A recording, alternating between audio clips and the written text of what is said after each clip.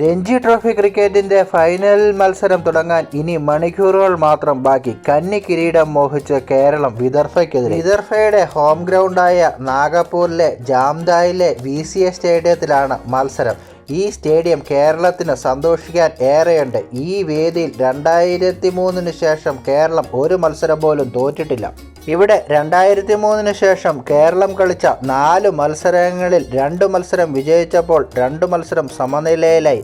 2 മത്സരത്തിൽ നേടിയ ഒന്നാം ഇന്നിംഗ്സ് ലീഡ് മാത്രമാണ് വിദർഭയ്ക്ക് എടുത്തു പറയാനുള്ളത്. 2002ലും 2007ലും വിദർഭയുടെ ഹോം ഗ്രൗണ്ടിൽ കേരളം വിജയക്കൊടി പാറിച്ചതാണ്.